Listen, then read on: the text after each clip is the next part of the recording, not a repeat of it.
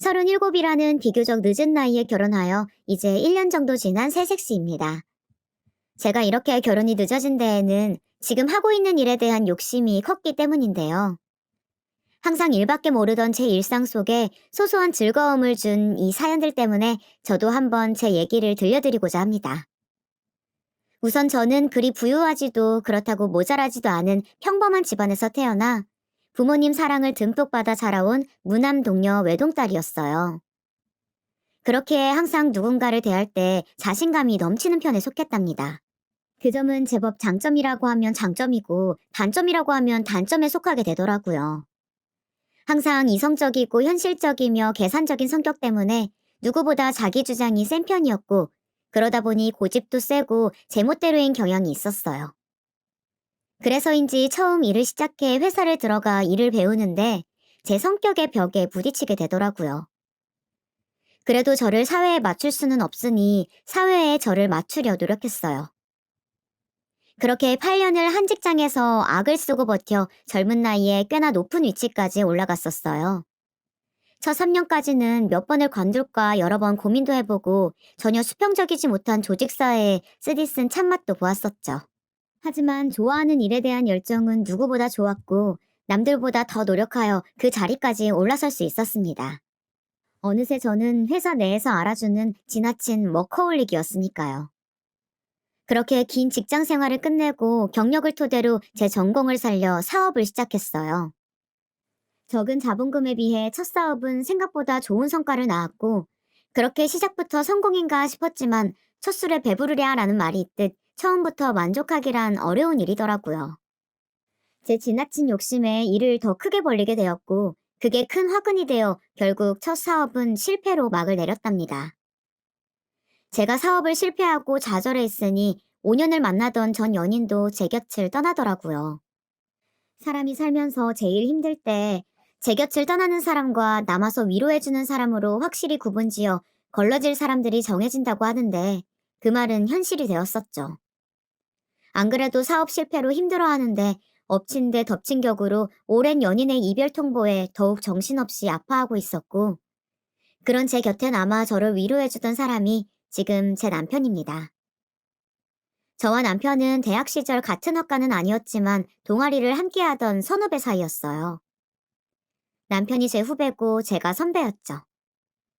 제가 남편보다 2살 많은 연상녀랍니다. 그렇게 알고 지낸 지는 오래였지만 각자의 연인이 있었고 대학을 졸업 후 큰 접점이 없어 가끔가다 안부만 전하는 그런 서먹한 관계를 유지해왔어요. 그러다 사업 실패로 맞이한 아픔과 이별에 대한 슬픔에 친구들을 불러 술을 마시는데 그 자리에 친구가 지금 제 남편을 부르게 되었고 제 옆에서 위로를 해주었죠. 선배, 남자가 그 사람뿐인 것도 아니고 사업은 다시 시작하면 되죠. 선배는 충분히 다시 일어설 수 있을 거예요. 아마 선배 뻥 차버린 그 남자는 나중에 엄청 후회할걸요? 그날 이후로 저와 남편은 그 전보다 더욱 가깝게 지냈어요. 남편은 저와는 다르게 굉장히 감성적인 사람이었어요. 제 감정을 저보다 더 보살필 줄 알고 더 세심한 면모가 있었죠. 그래서인지 주변 사람들은 제가 더 남자 같고 오히려 남편이 여자 같다는 말들을 줄곧 했었어요. 저도 그렇게 느낀 점이 많았고요. 그래서 서로에게 더 끌렸는지도 몰라요. 어느새 남편과 저는 남편의 고백으로 연인이 되어 있었고, 그렇게 저는 남편의 위로 덕분에 금세 아픔들을 이겨내고 다음 사업을 준비했어요. 그나마 불행 중 다행이었던 것은 첫 사업을 할 때 자본금이 많지 않았다는 점이었어요. 실패는 성공의 어머니라는 말이 있죠. 그 전 실패를 걸음 삼아 맞이한 다음 사업은 빠르지는 않지만 차츰차츰 성장세에 들어갔고 오랜 노력 끝에 안정적인 기업에 다다르게 되었습니다. 그게 지금 제가 운영하고 있는 현 사업체이기도 하고요. 사실 지금 제 회사가 유명한 기업은 아니지만 이쪽 분야에서는 꽤나 유망받는 기업이었고 이만큼 성장시키는데 쉴 틈 없이 일하고 또 뒤처지지 않게 공부해야 했어요. 그만한 노력이 있었기에 지금 제 회사가 그만큼 클 수 있었고 저만큼이나 저를 잘 따라준 직원들의 노력이 있었기에 지금도 안정적인 매출을 일궈낼 수 있게 되었다 생각해요. 하루는 제가 홀로 남아 저녁 시간이 훨씬 지나도록 퇴근도 못하고 일을 하고 있는데 그런 제 상황을 알고선 초밥을 포장해와 회사로 가져다 준 적이 있어요. 짠! 늦게까지 밥도 못 먹고 혼자 일한 데서 근처에 소문난 초밥집에 줄 서서 포장해 왔어. 같이 먹자. 나도 밥 못 먹었는데. 같이 먹자. 정말 고마워. 이렇게 바빠서 시간 내기 힘들 때에는 소소하게 회사에서 데이트도 하고 제 상황에 맞춰주는 남편 덕분에 저도 더욱 힘을 내어 일에 매진할 수 있었는지도 몰라요. 그렇게 사업을 안정화시키는 데까지 꽤나 오랜 시간이 걸렸고 그 때문에 제 결혼은 계속 미루게 되었었어요. 제가 나이를 먹는 만큼 저희 친정 부모님도 연세가 하나 둘씩 들어가고 있었기에 점차 제 결혼을 닥달하기 일쑤였죠. 하지만 사업이 먼저라는 제 고집을 결코 꺾지 못하셨어요. 지금 제 남편은 이런 저의 성격이나 모습까지 모두 이해해주고 존중해주기 때문에 저도 결혼을 결심할 수 있었던 것 같습니다. 그렇게 남편과 4년 정도 연애 후 제 사업이 모두 안정되고 나서야 남편의 대단하진 않지만 사랑이 넘치는 프로포즈를 받게 되었고, 그렇게 결혼을 하나 둘씩 준비하게 되었어요. 결혼 날짜를 잡으니 식을 올리는 데까지는 일사천리였답니다. 사실 남편의 집안 형편이 그리 좋은 편에 속하지는 않았어요. 몇 년 전 시아버님은 암으로 세상을 떠나셨고 평생 전업주부로 사셨던 시어머니는 그 후에도 다시 일을 할 생각이 없이 두 아들들의 용돈과 나라에서 나오는 연금으로 지내고 계십니다. 살아생전 아버님이 남겨두신 유산과 그 집에 살면서 말이에요. 그 전에 어떠한 삶을 살아오신 건지 자세하게 알지는 못하지만 시어머니는 허영심과 욕심이 가득하신 분이셨어요. 처음 결혼을 결심하고서 시어머니께 인사를 왔을 때에는 그저 수다스럽고 웃음기 많은 모습이 평범한 동년배 아주머니들과 같겠거니 생각했는데 결혼을 준비하니 슬슬 본 모습이 보이시더라고요. 남편은 연년생에 형 한 분을 두고 계셨고 형 또한 아직 미혼이었기에 제가 시집 갈 때쯤에 첫 며느리를 맞이하셔서인지 저에게 바라는 점이 많아 보였어요. 혼수는 어떻게 할 거니? 혼수요? 그래. 내 혹시 몰라서 기본적인 것들만 넣어서 목록을 한번 써와봤다. 내 친구들 보니까 며느리가 시집 오면서 시댁에도 가구나 가전제품 하나씩 바꿔주고 한다더라. 이번에 내 친구 하나도 최근에 며느리가 시집 오면서 김치냉장고 하나 놔뒀다고 엄청 자랑하길래 우리 집에 놓을 김치냉장고도 하나 써놨으니 그리 알고, 그리고 예단은 사돈네가 알아서 잘 해오리라 믿지만 얘기를 들어보니까 요즘엔 현금으로도 주고 그런다던데. 아니면 금도 좋고 보석도 좋은데 어떻게 준비 중인지 얘기는 들은 게 있니? 혼수라니. 사실 신혼집을 남편이 마련한 것도 아니었고 오히려 제가 더 많이 냈으면 많이 냈지 남편이 보탠 금액은 제가 낸 금액에 비하면 한참 모자랐기에 시모의 말은 형평성에 어긋났죠. 예단도 자식을 볼모로 이득을 취하려는 게 아닌 이상 서로에게 부담되지 않게 적정선에 금액을 맞추어 진행하는 게 좋다고 생각하였고, 저는 또 이런 일에는 참지 않고 뱉어내는 성격이어서 하나하나 콕콕 집어가며 답했습니다. 어머니, 죄송하지만 저희 신혼집은 제가 거의 70% 정도 부담했고요. 성훈 씨는 계약금 정도만 냈었어요. 예식장이나 그 외 부대 비용도 제가 더 많이 부담하고 있고요. 그래서 집안 가구와 물품들은 성우 씨와 각각 반반씩 부담하여 내기로 미리 말을 맞춰놓은 상태예요. 친구분처럼 어머님 집에 김치냉장고 놔두리는 것은 문제가 되지 않지만 그걸 너무 당연하게 말씀하시는 것은 아니라고 생각합니다. 그리고 예물이나 예단은 양가 측과 협의하에 적정선 금액에 맞추어 준비하는 게 좋지 않을까 생각하는데 어머니 의견은 어떠세요? 그래야 각자 부담이 덜하지 않을까 싶은데요. 제 말에 시어머니는 당황한 듯 말을 버벅이며 말하시더라고요. 그래, 아가. 네가 나이가 있어서 그런가 말을 아주 똑부러지게 하는구나. 예물이랑 예단은 성훈이랑 마저 내 얘기하마. 그렇게 말하던 시모는 뒤에서 남편에게 시집도 오기 전에 시어머니한테 말하는 싸가지가 바가지라며 제 험담을 했다는 겁니다. 물론 제 말투가 사무적이고 딱딱한 모습이 담겨 있어 그리 보일 수는 있지만 이렇게 앞에서는 아무렇지 않은 척 말하고 뒤에서 남편에게만 제 험담을 하는 것이 제 상식에선 이해가 가지 않았어요. 차라리 앞에서 제게 대놓고 얘기를 하였다면 그런 불만이 있으신 부분은 수용하여 바로 고치면 되는 것이었고, 그리하여 서로 불편한 일은 없는데 말이에요. 그렇다고 남편에게 들었다며 시어머니한테 가서 그 부분을 따지고 들기도 뭐했죠. 그렇게 식도 올리기 전에 그런 이중적이고 속물적인 모습의 시어머니를 보고 저는 제가 중소기업의 사장이라는 것을 숨기기로 하였어요. 제가 사장이라고 하면 이것저것 바라시는 게 더 많을 것 같아 보였거든요. 그래서 그냥 제 회사에 다니는 직원이라고만 둘러대고 말았고, 남편에게도 그렇게 말을 맞춰달라고 미리 부탁해 놓았었죠.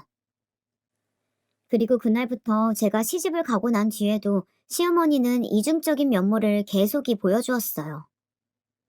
항상 제 앞에서는 별말 없다가도 그렇게 뒤에서 남편에게 제가 마음에 들지 않는다며 나이도 많은 것이 기가 센 것 같다고 험담을 하기 일쑤였답니다. 몇 년 전 시아버님과 사별 후 홀로 키워낸 아들이기에 장가를 보내니 욕심이 있을 수도 있고 바라는 것도 많을 수 있으리라 생각하기로 스스로 다짐하였고, 저도 시어머니에게 말투 부분도 최대한 너그러이 하려 노력하며 행동에 있어서도 최대한 예우를 갖추고 대하고 있었습니다. 그것이 당연한 도리이기도 하니까요. 결혼한 지 얼마 지나지 않아 시어머니의 생신날이었어요. 사실 제 하루하루는 직원들과의 회의와 거래처와의 미팅, 그리고 기한서 올라오는 것들을 확인하여 결제해주는 등 매일같이 바쁜 나날들인데다가 주말에도 회사에 나가 밀린 결제 서류들을 처리해야 했어요. 그래도 시집가고 맞이한 시모의 첫 생신날이기에 그날만큼은 하루 쉬기로 맘먹었죠. 시간이 금이던 제게는 쉽지 않은 결정이었어요. 그렇게 생일 전날부터 바쁘지만 시간을 쪼개 평소보다 일찍 퇴근하여 시어머니의 생신상을 차리기 위해 미리 재료들을 사왔고, 생신 당일에는 꼭두 새벽부터 일어나 미역국과 불고기 등 여러 음식들을 준비했습니다. 요리 실력이 썩 좋은 편은 아니었지만 레시피를 하나하나 읽어가며 정성스레 준비해왔어요. 간을 살짝 보았는데 그리 나쁘지 않더라고요. 그렇게 도시락통에 옮기고 나선 남편과 함께 시댁으로 향했어요. 국과 반찬이 식지 않게끔 빠르게 도착해 싸온 음식들을 꺼내서 한 상 가득 차려놓으니 그럴싸해 보였고, 남편도 바쁠 텐데 이렇게 엄마를 챙겨주어 고맙다고 말해주었죠. 어머님의 반응도 남편과 같으리라 생각하곤 어머님을 부르니 제 예상과는 다른 반응을 보이더라고요. 요즘에 누가 생일상을 집에서 먹는다고 뭐 이런 걸 다 준비했니? 일단 생각해서 해왔으니 맛있게 먹으마. 근데 이왕 했으면 그릇에라도 옮겨 담지. 도시락통 그대로 내놓는 사람이 어디 있어? 그리고 설마 이게 다인 거야? 뭐 케이크나 선물은 없는 거니? 이 와중에 저와 남편의 손에 뭐라도 더 들린 게 없나 살피는 시모가 정말 속물처럼 느껴지더라고요. 사실 저녁은 나가서 한우집 예약을 해놓았고 케이크도 그때 가서 보려고 미리 사놓지 않았죠. 선물도 백화점 상품권을 준비해두긴 했지만 이런 식의 반응을 보이니 회의감이 들더라고요. 정성스레 준비한 밥상은 별로이고 오로지 물질적인 것에만 눈을 돌리는 시어머니의 모습에 실망이 컸죠. 그런 제 모습을 남편도 느꼈는지 나서서 중재하더라고요. 엄마도 참, 이 사람이 생각해서 어제부터 장 봐오고 오늘 새벽부터 일어나서 엄마 준다고 음식 다 준비한 건데 그냥 예쁘게 생각하고 먹어줘요. 그리고 이 사람 원래 주말에도 출근해서 일하는데 오늘 엄마 생신이라고 겨우 일 빼고 온 거란 말이야. 아니, 그 회사는 무슨 주말에도 일을 시킨다니? 이름 들어보니까 유명한 회사도 아니고 작은 중소기업인 것 같더만. 이래서 작은 회사일수록 일을 더 많이 시킨다고 하는가 보다. 내 친구들이 나보고 며느리 무슨 회사 다니냐고 물어보면 내가 대답을 못해요. 내 친구들 얘기 들어보니까 중소기업은 뭐 얼마 돈도 안 준다면서? 그럴 거면 그냥 때려쳐라. 우리 성훈이는 너랑 다르게 대기업 다녀서 네가 일 안 해도 충분히 먹고 살지 않겠니? 시어머니의 말에는 뼈가 있었어요. 남편은 대기업을 다니고 저는 중소기업에 다니니 그냥 때려치라는 말을 서슴지 않게 내뱉는 모습에 겉으로만 사람을 판단하는구나 싶었고 도통 표정 관리가 되질 않았어요. 그래도 나름 침착하게 대답했죠. 어머니, 기업 크기도 중요하지만 그 기업의 발전 가능성도 보고 함께 성장이 가능한지 봐야 한다고 생각해요. 돈은 성우 씨 못지않게 벌고 있으니 너무 걱정하지 마세요. 주말에 나가는 것도 제가 좋아서 나가는 거고요. 저는 겨우 호호호 하며 웃어 보였고, 제 말에 시모의 표정은 급격히 어두워졌죠. 그런 분위기를 살폈는지 남편이 나서서 말했어요. 그래요, 엄마. 우리 일은 우리가 알아서 해요. 그리고 저녁에는 나가서 외식해요. 이 사람이 괜찮은 한우집에 예약해뒀어요. 한우? 그래, 알았다. 한우라는 말에 그제야 표정이 풀리는 시어머니였어요. 그렇게 차린 밥상을 다 먹고 난 후에 정리를 하고 있는데 아주버님이 웬 여자를 데리고 들어왔어요. 아주버님이 결혼할 사람이라며 어머니 생신이기도 하고 겸사겸사 데리고 온 것이었죠. 형님이 되실 그 여자분은 양손 가득 무언가를 들고 왔어요. 그 모습에 시모는 신이 나서 둘을 반기며 방으로 들여보냈죠. 그러더니 당연하다는 듯이 제게 차를 내오라고 하더라고요. 순식간에 제가 가정부라도 된 것 같은 기분을 받았지만 시모의 생신인데 또 이런 부분까지 맞받아치는 것은 예의가 아니겠다 싶어 참고 안방으로 가 물었습니다. 차는 어떻게 커피가 괜찮으세요? 제 말에 아주버님과 시어머님 두 분은 모두 좋다고 하였는데 형님이 되실 그 여자분은 저를 위아래로 훑어보더니 얄밉게 답했어요. 제가 카페인에 예민해서요. 커피 말고 녹차로 부탁할게요. 아, 너무 뜨겁지 않게 온도 조절 부탁드려요. 벌써부터 제게 기싸움이라도 하겠다는 건지 여기가 카페도 아니고 온도 타령하는 그 모습에 몇 마디 나눠보진 않았지만 그 사람의 됨됨이가 보이더라고요. 저는 벌써부터 마음에 들지 않는 예비 형님을 뒤로하고 애써 웃어 보이며 알겠다 말하곤 방문을 닫고 주방으로 향했어요. 방 안에서는 뭐가 그리 즐거운지 제 앞에선 들려주지 않던 시모의 웃음소리가 끊이질 않았고 형님이 될 그 여자분도 호호호 거리며 꽤나 분위기가 좋아 보였죠. 커피 두 잔과 녹차 한 잔을 남편이 꺼내준 찻잔에 담아 쟁반에 받쳐 안방으로 갔어요. 안방 앞에선 어찌나 목소리가 쩌렁쩌렁한지 시어머니의 말들이 다 들려왔죠.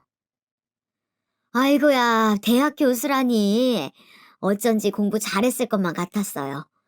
부모님이 너무 좋아하겠네. 딸아이가 이렇게 잘 자라줘서 말이야. 예비 형님이 대학 교수라는 직업을 가졌다는 사실을 물어보지도 않아도 알 수 있었죠. 저는 문을 두어 번 두드려 놓고 한 뒤 각자 자리 앞에 찻잔을 내려놓았어요. 그러더니 예비 형님은 저 보란 듯이 뒤에 숨겨두었던 쇼핑백을 건네며 말하더라고요. 어머님, 이거 별거는 아니고 오늘 생신이시라고 해서 백화점 가서 하나 사봤어요. 마음에 드실지 모르겠네요. 그러자 시어머니는 입이 귀에 걸리듯이 환하게 웃어 보이며 저 보란 듯이 큰 목소리로 말하시더군요. 어머나, 이런 거 안 사와도 되는데 말이야. 대학 교수라서 그런가 누구랑은 다르게 센스가 넘치네. 그러곤 쇼핑백 안에 물건을 꺼내 보이더라고요. 쇼핑백만 봐도 명품인 것이 눈에 보였죠. 박스를 둘러싼 리본을 풀어헤치니 그 안에는 색이 노란색과 빨간색으로 이루어진 강렬해 보이는 스카프가 나왔어요. 어머님 취향을 몰라서 제 취향대로 골라봤는데 어떻게 괜찮으세요? 딱 봐도 시어머니의 취향과는 동떨어진 색상의 스카프였고 시모도 그 스카프를 위아래 뒤집어 보더니 애써 억지 웃음을 지어 보였어요. 색이 곱네요. 잘 쓸게요. 고마워요. 누가 봐도 마음에 들지 않는데 괜히 하는 말처럼 들렸죠. 영혼이라곤 찾아볼 수 없는 기계식 리액션이었어요. 저는 시어머니의 반응에 이만 안방을 나와 참아온 웃음을 터뜨리고 말았답니다. 제가 갑자기 웃어대자 남편도 궁금했는지 왜 그리 웃는 거냐며 묻더라고요. 저는 아까 안방에서 있었던 일들을 말해주니 남편도 웃으며 말했어요. 예비 형수를 센스 넘친다고 칭찬했다가 낭패봤네. 진짜 센스 넘치는 건 당신처럼 원하는 물건 알아서 살 수 있게 상품권이나 현금으로 주는 게 더 센스 있는 건데 말이야. 남편의 말이 맞았어요. 거칠이나 직업만으로 그 사람을 판단하는 시어머니에게 좋은 교훈이 되었으면 했어요. 하지만 사람은 쉽게 변하지 않는다는 것을 뒤늦게 깨달을 수 있었죠. 그렇게 몇 분의 시간이 더 흘러 시어머님과 아주버님, 그리고 예비 형님까지 모두 나왔어요. 그럼 저는 이만 들어가 볼게요. 예비 형님은 고개 숙여 인사했고, 시모는 아쉬웠는지 그런 예비 형님을 붙잡았죠. 아니, 왜요? 오늘 둘째 애가 나 생일이라고 한우고깃집을 예약했다던데, 좀만 이따가 같이 가서 저녁 먹지? 그러자 아주버님이 곤란해하는 예비 형님을 대신해 답했죠. 에이, 엄마도 참, 이 사람 논문 준비로 바빠서 들어가 봐야 돼. 그럼 나 이 사람 좀 데려다 주고 올게. 그래, 그렇게 해라. 그럼 조심히 들어가요. 그렇게 시모는 예비 형님에게 인사했고, 저와 남편도 다음에 또 뵙자는 말로 인사를 했어요. 아주버님과 예비 형님이 떠난 지 얼마 지나지 않아 시모는 선물로 받은 스카프를 들고 오며 저와 남편에게 말하더라고요. 아니, 이 색상 좀 봐라. 이렇게 튀는 색상을 도대체 무슨 옷에 입으라는 건지 원. 대학 교수식이나 돼서 이리 패션 감각이 없다니. 아휴, 이것 좀 봐라. 나한테 어울리냐? 급기야 그 스카프를 둘러대고는 저와 남편에게 묻는 시모였죠. 저는 애써 웃음을 참아가며 답했어요. 글쎄요. 어머님 평소에 입으시는 스타일과는 많이 다른 것 같기는 한데요. 정 마음에 안 드시면 백화점 가서 다른 디자인으로 바꿔오세요. 아휴, 나도 그러고 싶은데. 아니, 이걸 굳이 상견례 자리에 하고 오란다. 그렇다고 가서 바꾸기도 뭐하고. 아휴. 결국 혀를 차보이는 시어머니였어요. 그 모습을 보고 있자니 그렇게 앞에서는 웃어 보이더니 예비 형님이 가자마자 흉을 보는 게 어쩐지 제가 결혼한다고 왔을 때도 이렇게 남편에게 흉을 받겠구나 싶더라고요. 이후 저녁 예약 시간대에 맞춰 함께 한우고기집에서 식사를 하였고 잠시 근처 베이커리에 들려 케이크를 사들고 온 남편이 식당에 양해를 구하고선 케이크에 초를 켜고 축하 노래를 불렀어요. 그 순간만큼은 볼을 붉히며 소녀처럼 고맙다고 말하는 시모가 아까 본 그 사람이 맞나 싶더라고요. 초의 불이 다 꺼진 뒤에야 저는 가방 안에 들어있던 봉투를 꺼내 건네주며 말했죠. 어머님, 생신 축하드려요. 이거 대단한 건 아니고 백화점 상품권인데 가서 평소에 사고 싶었던 물건이나 드시고 싶었던 거 있으시면 친구분들이랑 가서 드시라고 넣어봤어요. 그제야 입이 찢어지게 웃어 보이던 시어머니는 봉투를 받고는 그 안을 살피며 말하더라고요. 어머, 뭐 이런 걸 다 준비했어. 상품권이라니. 역시 세아가 네가 나이가 있는 만큼 센스가 좋긴 하구나. 아, 근데 50만 원이네? 나는 100만 원권 정도는 들어있을 거라고 생각했는데. 얘, 50만 원으로 어떻게 사고 싶은 것을 사고 친구들을 데리고 맛있는 것을 사 먹니? 적어도 100만 원권 정도는 되어야 네 말대로 하지. 아휴, 난 또 말을 또 휘황찬란하게 하길래 100만 원은 들어있는 줄 알았더니 김만 샜네. 뭐 그래도 잘 쓰마. 처음엔 잔뜩 기대한 얼굴로 봉투 안을 살피던 시모는 상품권 액수를 보더니 실망한 기색을 드러내 보이시더군요. 사실 이번 백화점 상품권은 지난 명절 때 직원들 보너스로 백화점 상품권을 주다가 남은 50만 원권을 선물로 드린 거였죠. 친구들에게 물어보니 이 정도면 충분할 거라고. 오히려 처음부터 큰 선물을 주게 되면 나중에 더 바라는 게 많아져 힘들 거라는 현실적인 조언을 받고 실행에 옮긴 거였는데 제가 너무 째째하게 굴었나 싶기도 하더라고요. 어머님, 이번에 제가 백화점에 들릴 시간이 없어서 갖고 있던 상품권으로 준비해 본 거예요. 다음번에는 더 잘 챙겨 드릴게요. 제 딴에는 생각해서 얘기해 본 거였는데 이어 시모의 입 밖으로 나오는 말들에 그 생각들은 쑥 들어가게 되었죠. 아니, 네 회사는 무슨 너 혼자 일을 다 한다니? 뭐가 그렇게 맨날 바쁘다고 유세인 건지. 누가 보면 나란 일이라도 하는 줄 알겠어. 아휴, 됐다. 바쁘신 며느님이 이렇게 챙겨준 게 어디겠니. 잘 쓰마.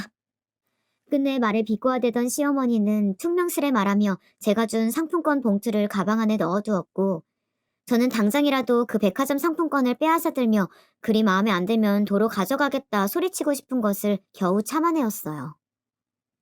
그렇게 시모의 생신이 지났고 또다시 저는 바쁜 나날들을 보냈답니다.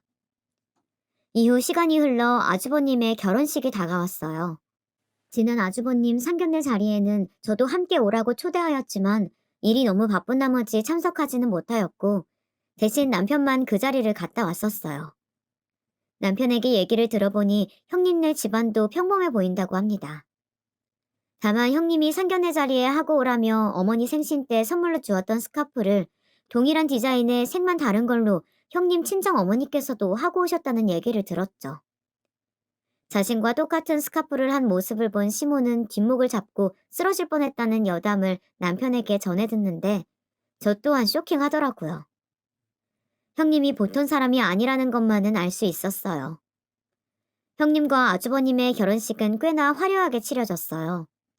어두운 홀을 중심으로 여러 조명들이 수놓아져 있었고 형님의 드레스도 어찌나 삐까뻔쩍하던지 드레스에 얼굴이 잘 보이질 않더라고요.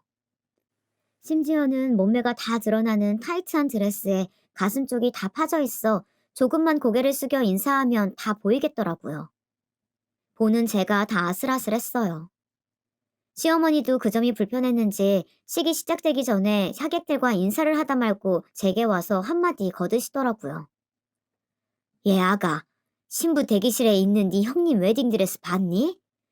아니 쟤는 무슨 생각으로 저런 드레스를 입은 건지 내가 다 남사스러워서 원. 대학 교수라는 것이 생각이 있는 건지 없는 건지 알 수가 없다. 누가 보면 술집 여잔 줄 알겠다니까.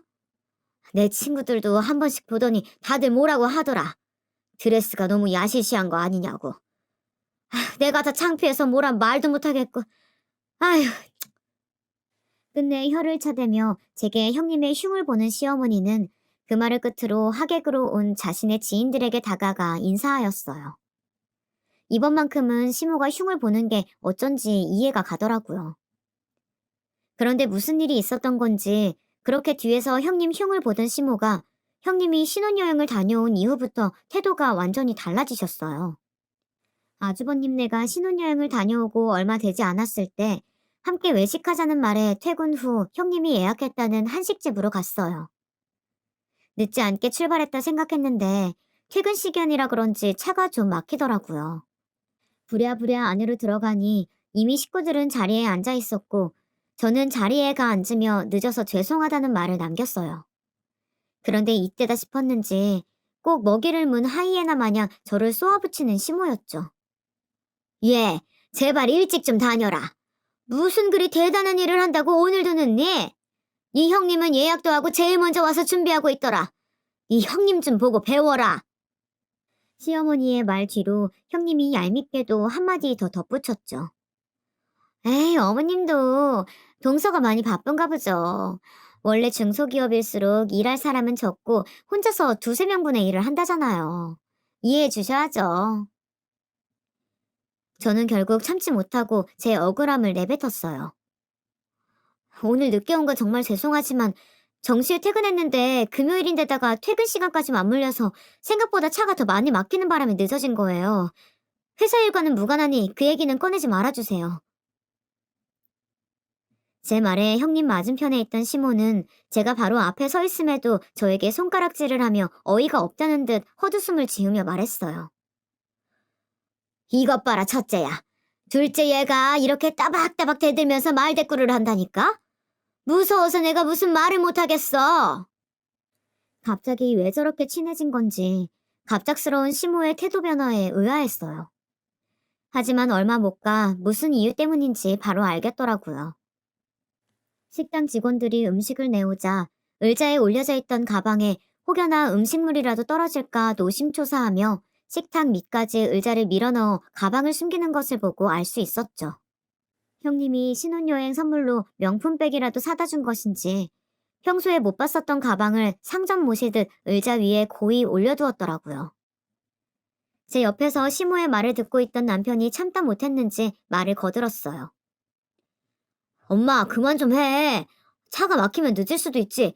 이 사람도 억울해서 한 말일 텐데 말대꾸라고 사람 바로 앞에 면박이나 주고 그럼 이 사람이 뭐가 돼? 이제는 아들놈까지 나서서 난리네. 아들놈 키워봤자 소용없다더니. 남편의 말에 어이가 없다는 듯 헛웃음을 지어 보이던 시모는 이내 제 탓을 하기 시작하더라고요. 둘째야, 네가 내 아들놈한테 말대꾸하는 법 알려주기라도 한 거야? 평생 혼자 키워도 나한테 대든 적이 한 번 없던 놈인데 결혼하고 나니 물이라도 든 건지 저렇게 변했다. 이래서 사람을 잘 들이라고 하나 보다. 두서없는 남 탓에 너무 기가 막혀 말이 나오지를 않았어요. 다물어지지 않는 입을 그대로 할 말이 많은데 말문이 턱 막혀버린 탓에 우물쭈물하고 있으니 남편이 그런 저를 다독이며 나온 음식들을 먹어보라고 제 손에 수저를 쥐어주더라고요. 전 그렇게 밥이 입으로 들어가는 건지 코로 들어가는 건지도 모르게 식사를 마쳤어요. 식사를 하는 와중에도 형님과 시모는 바로 제 앞에서 면박을 주게 일쑤였죠. 동서, 음식이 입에 안 맞아? 왜 그렇게 깨작거리면서 먹어? 이렇게 말하는 형님의 말에 시모가 덧붙였어요. 얘 그냥 내비둬라. 제가 원래 저렇게 입이 짧아서 밥을 세며 먹는다. 어느 집 복 나가게 하려고 꼭 고사라도 지내는 것처럼 마냥. 제 밥 먹는 거 보면 내가 다 답답하더라고. 지금껏 겪어보지 못했던 치욕에 몸이 다 떨리더라고요. 맘 같아선 외식이고 뭐고 당장 그 자리를 박차고 나가고 싶었지만 어디까지나 가족들이고 그렇게 행동을 한다고 해서 다음에 안 볼 사람들도 아니기에 꾹 참았죠. 그날 정말 스트레스를 받았었던 건지 집에 오자마자 먹었던 음식들을 개원했답니다. 제가 그렇게 힘들어하는 모습을 바로 옆에서 지켜보던 남편이 제 등을 쓸어주며 먼저 얘기를 하였어요. 여보, 오늘 우리 엄마랑 형수님 때문에 마음고생 심했지? 옆에서 지켜보던 내가 다 민망하더라. 왜 그렇게 사람을 앞에 두고 대놓고 면박을 주는 건지. 형 얘기 들어보니까 신혼여행 가서 형이 잠시 몸살을 앓아서 이틀 정도 누워있었고 형수 혼자 쇼핑을 다녔었는데 거기서 엄마 명품백 하나를 사왔다고 하더라고. 형이 같이 쇼핑을 갔었다면 뭐 그리 비싼 걸 사드리냐고 뭐라고 했을 텐데.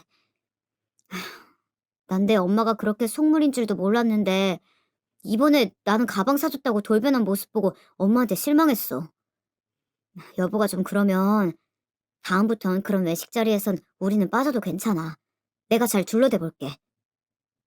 이렇게 제 입장에서 생각해보고 이해해주는 남편 덕분에 시댁은 몰라도 남편은 참 잘 만났구나 라는 생각을 다시 한번 해보곤 하네요. 아니야, 괜찮아. 곧 아버님 기일인데 일 있다고 둘러대는 것도 한계가 있을 테고 가족인데 피한다고 달라질 건 없잖아. 내가 잘 해볼게. 내 입장에서 생각해줘서 고마워, 여보. 남편에게 말한 대로 곧 있으면 시아버님의 기일입니다. 이번 시부의 기일에는 시모와 형님이 또 어떤 핑계로 저를 볶아댈지 걱정이 앞서더라고요. 그래서 이대로는 안 되겠다 싶어 고민한 끝에 내린 제 결정은 매달 드리는 용돈에 조금 더 보태어 드리는 거였어요. 아버님 기일이니 좀 더 보태서 제사에 쓰일 과일이나 음식을 사시라면서 말이에요. 저는 매달 드리는 용돈일도 아니었지만 제 사비를 용돈으로 드리며 전화로 이 사실을 말씀드렸어요. 어머님, 곧 아버님 기일이라 제사상에 올릴 음식들 사시는데 보태시라고 제가 용돈 좀 넣어드렸어요. 웬일이냐? 둘째 네가 그런 거를 먼저 신경 써서 용돈을 다 주고. 뭐 어차피 우리 아들이 번 돈으로 주는 거겠지만. 잘 쓰마. 어머님, 오해가 있으신 것 같은데 지금 드린 용돈은 제 사비로 드리는 거예요. 성우 씨 월급날은 아직 멀었고요. 짠순이 네가 무슨 바람이 분 거냐? 얼마를 넣었는지는 모르겠지만 유용하게 쓰마. 역시나 시모의 반응은 그저 시큰둥했어요. 아무리 그래도 짠순이라니 제가 지금껏 무언가를 뛰어나게 해드린 적은 없어도 남들 하는 만큼은 하고 있다 생각했는데 모순적인 그 말이 듣기가 거북하더라고요. 계속 통화를 이어가봤자 제 성질에 못 이겨 또 큰 소리를 낼까봐 그냥 알겠다고 말하고는 통화를 끊었죠. 그리고 시아버님의 기일 전날 제가 용돈으로 드린 금액을 확인한 건지 목소리 톤이 달라진 채 시모에게 먼저 전화가 왔어요. 어머, 둘째야. 내가 용돈을 지금 받지 뭐니. 이번 용돈은 생각보다 아주 넉넉하게 넣었더라. 진즉에 이렇게 신경 썼으면 얼마나 좋았니? 아무튼 둘째 네 덕분에 올해 제사는 좀 더 풍요롭게 음식들을 준비할 수 있겠어. 그리고 내일 아침부터 제사 음식 준비할 건데 회사 빼고 올 수 있지? 네 형님도 온다고 하니까 내일 10시까지 늦지 않게 오거라. 알겠니? 시모의 말은 꼭 나오라는 통보와 같았어요. 사실 이번 제사 음식을 제가 도우지 못할 것 같아 괜히 음식하지 말고 요즘 제사 음식 주문도 되니 사서 하자는 취지로 넉넉하게 드린 용돈이었는데 일이 꼬여버린 것만 같았죠. 어머님, 사실 제가 용돈을 넉넉하게 드린 이유는 요즘 제사 음식을 살 수가 있으니 음식을 직접 하시지 말고 만든 음식을 사자는 취지에서 드린 거였는데 뭔가 오해하신 것 같아요. 공교롭게 제가 내일 회사를 전부 다 뺄 수는 없을 것 같고 오후에는 갈 수 있을 것 같은데 1시 좀 넘어서 가봐도 괜찮을까요? 뭐? 지금 그게 무슨 말 같지도 않은 소리니? 나는 지금껏 네 시아버지 제사 음식을 사서 한 적이 없거늘. 그리고 오해는 뭐가 오해야? 네가 분명 음식할 거 사는데 보태라고 준 거 아니니?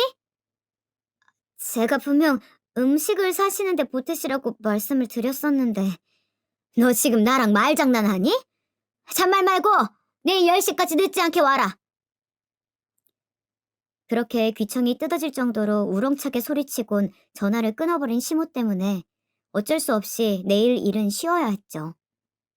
밑에 직원들에게 미리 일러두고 시부의 기일 당일 10시까지 늦지 않게 시댁으로 갔어요. 다행인 건지 이번에는 제가 형님보다는 먼저 왔더라고요. 그렇게 먼저 음식들을 준비하고 있는데 10시가 넘어도 형님은 오지를 않았어요. 그런데도 시어머니는 형님을 찾지 않더라고요. 그렇게 시간은 흘러 12시가 되어갔고 아직도 오지 않는 형님과 그럼에도 별말 없는 시모가 이상하다 느낀 저는 먼저 시모에게 물었죠. 어머님, 벌써 12시가 다 되어가는데 형님은 오늘 안 오시나요?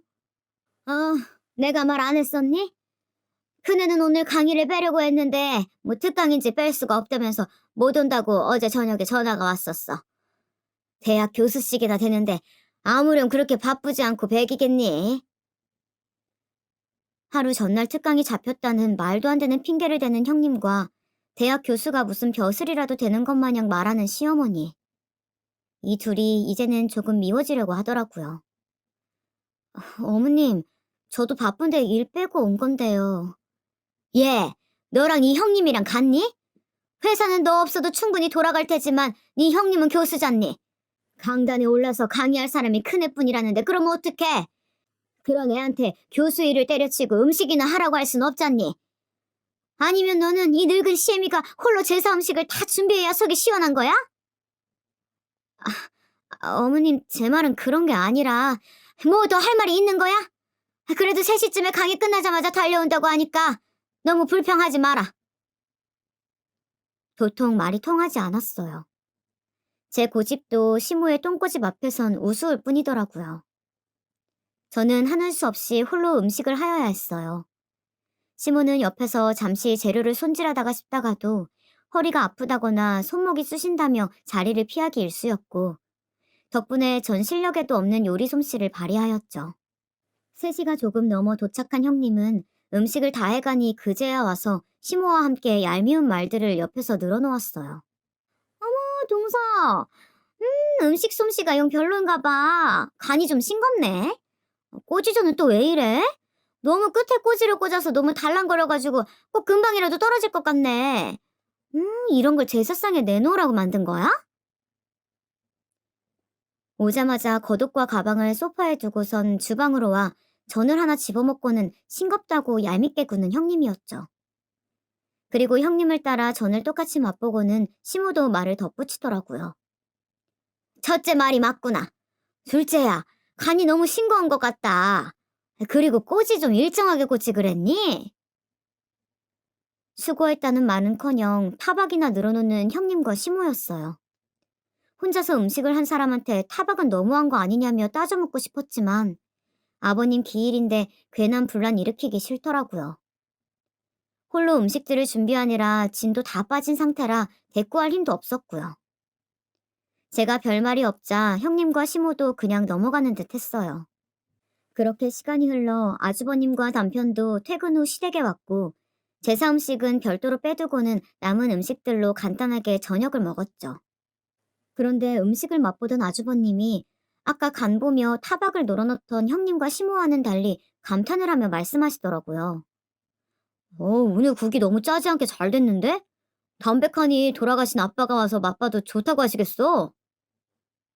아주버님에 이어 제 옆에 앉아있던 남편도 국을 한 입 떠먹어 보더니 아주버님과 같은 반응을 보였어요. 정말이네.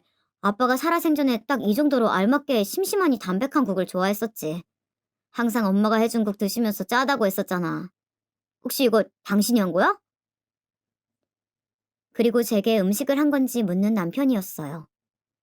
사실 남편은 다 알면서도 일부러 모르는 척 묻는 거였죠. 제가 음식 준비를 끝내고 잠시 화장실에 가 있는 동안 형님이 강의 때문에 늦게 오느라 홀로 음식을 준비했다는 얘기를 남편에게 미리 메신저로 해두었었거든요. 그런데 남편의 말에 뻔뻔하게 그지없던 형님이 입을 놀리기 시작했어요. 다행히 서방님 입맛에도 맞으신가 보다. 그거 동서랑 저랑 같이 했어요. 형수님이요? 오늘 강의 때문에 늦게 오셨다면서요. 집사람이 혼자 음식 다 한 걸로 알고 있는데요. 남편은 뻔뻔한 형님의 거짓말에 속지 않고 있는 사실 그대로 저를 대신해 말을 해주었어요. 제가 미리 말을 해두길 잘했다는 생각이 들더라고요. 남편의 말에 얼굴이 새빨개진 형님은 말을 버벅이며 또다시 거짓말을 하였어요. 제가 그래도 오후에 와서 간 좀 보다가 너무 짠 것 같아서 물 좀 붓고 다시 끓인 거예요. 그래서 같이 했다고 말씀드린 건데 서방님이 뭔가 오해하셨나 보다. 형님, 왜 오늘 같은 아버님 기일날 거짓말을 하고 그러세요? 제가 음식 다 하고 나서야 오셔서 밥상에 숟가락만 얹은 게 다잖아요. 심지어 간도 싱겁다면서 타박하셨으면서 무슨 간을 다시 했다고 거짓말을 하세요? 저는 뻔뻔하고 얄미운 형님의 거짓말에 참다 못해 입을 열었고 중간에 껴서 듣고만 계시던 시모가 이후 말을 이었어요.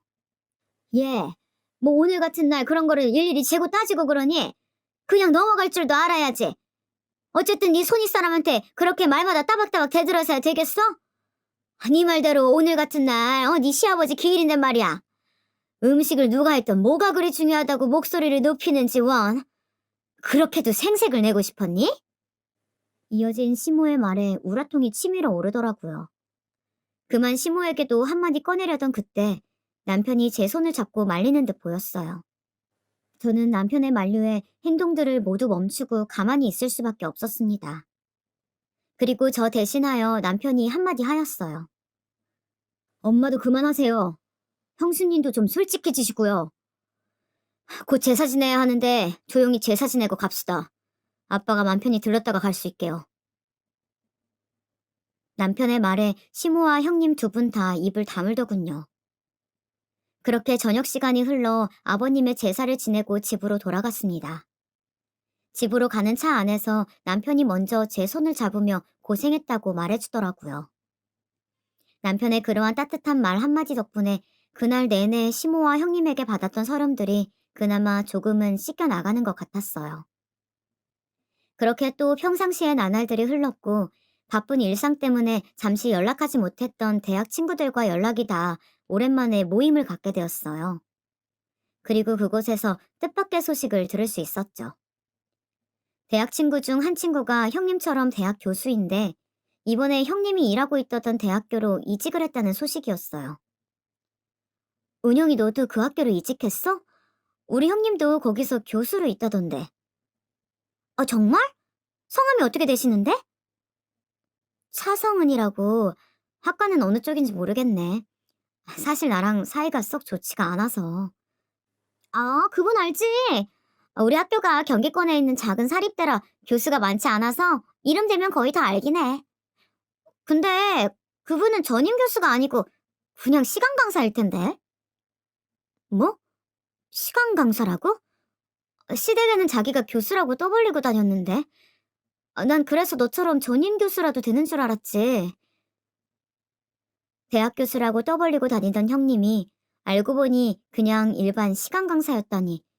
거짓말을 능숙하게 할 때부터 알아봤어야 했는데 감쪽같이 시댁을 속이고 기만한 형님이 놀라울 따름이었어요.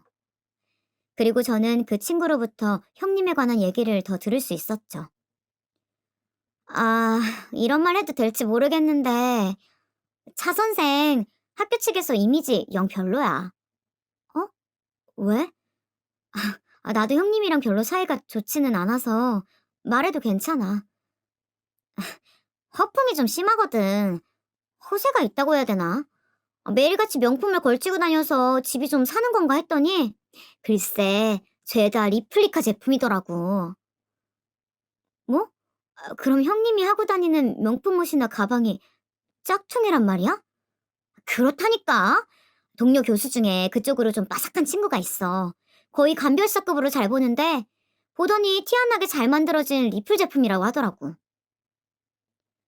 친구의 말은 꽤나 충격적이었어요. 대학 전임 교수가 아니라 시간 강사라는 것도 놀라운 사실인데 하고 다니는 모든 것이 짝퉁이라니. 그리고 제 내리를 스쳐가는 것이 몇 가지 있었어요. 시모에게 처음 인사 올 때 선물로 주었던 스카프와 신혼여행을 놀러가서 아주버님은 몸살에 호텔에서 쉬고 있을 때 홀로 사온 시모의 명품백. 이 두 가지도 짝퉁이 아닐까 하는 그런 의심이 가더라고요. 저는 이 사실을 남편에게 말해주었어요. 남편도 듣더니 어이가 없다며 열을 내더라고요. 당장 시모에게 전화해 이 사실을 알리겠다는 남편을 늦은 밤 시간대이기도 하고 나중에 천천히 제가 말하겠다며 말렸죠. 그리고 그 사실을 알릴 수 있는 기회는 시간이 얼마 지나지 않아 찾아왔어요. 김장을 해야겠다며 시모가 저와 형님을 불렀고 일요일에 하루 시간을 내어 아침부터 시댁으로 가 김장 준비를 하였어요. 김장은 왜 이리 김치 종류별로 하는 건지 배추김치와 총각김치, 파김치까지 모두 김장에 나섰어요. 소매와 바지를 걷어붙이고 고무장갑을 끝까지 씌어 올려 배추를 절이고 양념을 준비하는데 형님은 그날 또 팔이 아프다는 둥 뺀질거리기 일쑤였죠. 그걸 옆에서 지켜보던 시모는 제사 때처럼 별말이 없으시더라고요. 그렇게 또 저 혼자 다 하다시피 양념 준비하며 배추 손질까지 다 하였죠. 그러다 보니 어느덧 점심시간대가 되었고 옆에서 시모가 분주하게 무언가를 굽는 듯 보였어요. 포슬포슬 올라오는 향내가 제가 좋아하는 갈치 냄새였어요. 향을 맡고 있다 보니 배에서는 꼬르륵 소리가 울리더라고요. 그런데 갈치를 다 구운 시모는 형님만 따로 부르는 게 아니겠어요? 얘 첫째야, 이리 와서 갈치 좀 먹고 해라. 이거 내 친구가 이번에 제주도 놀러 갔다 오면서 사다 준 건데 아주 맛이 좋더라고. 형님도 시모의 말에 쫄래쫄래 주방으로 가더라고요. 어머, 어머님, 너무 맛있어요. 형님은 콧소리까지 내가며 맛있다 난리였고 그 옆에 시모는 살가운 친정엄마처럼 앞에서 생선살까지 발라주고 있었어요. 그리고 그치? 나도 엊그제 맛봤는데 아주 살이 통통하니 좋더라고. 저 첫째야, 사실 말이다. 이 갈치를 선물해준 내 친구 딸내미가 아직도 취업이 안 돼서 엄청 고생을 한다나 봐. 첫째 네가 대학 교수라니까 혹시 주변에 아는데 취업시켜줄 수 있냐고 물어봐 달라던데 어떻게 아는 사람 좀 없니? 왜 그렇게 형님에게 살갑게 구나 했더니 다 목적이 있었더군요. 형님에게 무언가 부탁할 게 있었더라고요. 시모의 부탁에 형님은 당황한 듯 보이더니 찾아보겠다 말하였고 저는 꼭 없는 사람 취급하는 시모에게 다가가 갈치의 가시를 발라주고 있던 시모의 손을 빤히 바라보며 제가 먼저 입을 열었어요. 어머님, 저는요? 그러자 시모는 저를 또 다시 개무시하며 말하더라고요. 너는 물에 밥이나 말아먹어. 더 이상 참지 못하겠던 저는 고무장갑을 벗어 그 앞에서 던져 보이며 소리쳐 말했어요. 어머님, 정말 너무하시네요. 그 친구분 따님 취직 제가 시켜드리면 이렇게까지 저를 무시하지 않으실 건가요? 제 말에 시몬은 콧방귀를 끼며 말했어요. 둘째 네가? 네가 무슨 수로 취직을 시켜준다는 거냐? 결국 저는 1년 동안 숨겨온 저의 진짜 정체를 밝혔답니다. 제가 다니는 중소기업 사장이 접니다. 저는 주섬주섬 소파 위에 두었던 가방 속에 제 명함을 꺼내 건네주며 소리쳤고 그 명함을 건네받은 시몬은 개거품을 물며 놀라 자빠지더라고요. 아니, 둘째 네가 그 회사 직원이 아니고 사장이었단 말이야? 그런데 왜 그 중요한 사실을 지금껏 말하지 않았던 거니? 그리고 시몬은 잠시 상황 파악이 된 건지 자빠진 몸을 일으키며 제게 묻더라고요. 저는 제가 중소기업 사장이건 직원이건 어머니께서 저를 편견 없이 봐주시길 바랬어요. 그리고 형님은 대학 교수가 아니라 대학교 시간 강사였다는 거 아시고 계세요? 형님은 시간 강사라는 말에 연신 기침을 하였고 시몬은 그 말에 놀란 토끼 눈을 하고선 형님을 향해 이 말이 사실이냐고 소리쳐 물었어요. 그러더니 형님은 제가 사장이라는 걸 밝혔을 때보다 더 당황해하며 손사래를 치더라고요. 아니에요, 어머님. 동서, 무슨 그런 말 같지도 않은 소리를 하는 거야? 어디서 이상한 말을 들었나 본데. 그거 명백한 명예훼손이야. 알아? 명예훼손이요? 어이가 없어서. 그 학교 조수빈 교수라고 아시죠? 제 대학 친구인데 이번에 형님네 대학교로 이직을 했다더군요. 그 친구한테 다 들었어요. 어떻게 전화 연결이라도 시켜드려요? 끝까지 뻔뻔하게 거짓말을 하는 형님에게 핸드폰 속 친구 연락처를 보여주며 전화라도 거냐고 당당하게 외쳐보였고 그제야 형님은 이실직고 해보였어요. 조 교수가 동서 친구였다니 무슨 그런 우연이 다 있네. 미안해 동서. 내가 그동안 말이 심했지? 사실 내가 시간 강사인 거 남편은 모르는 사실이야. 부탁인데 이 사실 내 남편이랑 서방님한텐 비밀로 해주면 안 될까?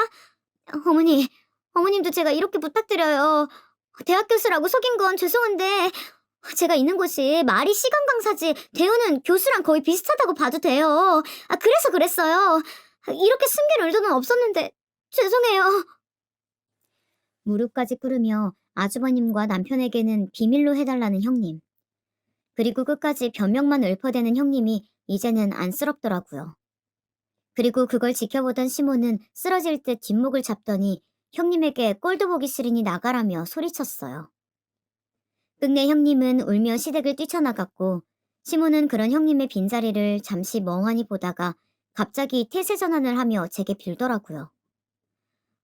둘째야, 그동안 내가 너를 무시하고 첫째와 차별해서 힘들었지? 미안하다. 내가 나이를 헛먹었나 보다. 이렇게 사람 볼 줄을 몰라서야 원. 저런 앙큼한 여우 같은 년을 꼴에 내가 대학 교수라고 갈치 구워주고 가시 발라주며 먹여준 걸 생각하면 아주 치가 떨리는구나. 감히 우리 집안을 속이고 기만해오다니. 내 절대 저년 용서하지 못한다. 그날은 명품 가방과 스카프에 관한 얘기까지는 차마 못하겠더라고요. 그 얘기까지 하면 정말 형님의 머리채를 잡아뜯을까 걱정이었죠. 그날 형님의 진짜 정체를 시모가 아주버님에게 전해주게 되었고 뛰쳐나간 형님은 시모의 전화 한 통에 다시 달려와 남은 김장을 혼자 모조리 해야 했어요. 그 모습이 이젠 애처로워 보이기까지 하더라고요.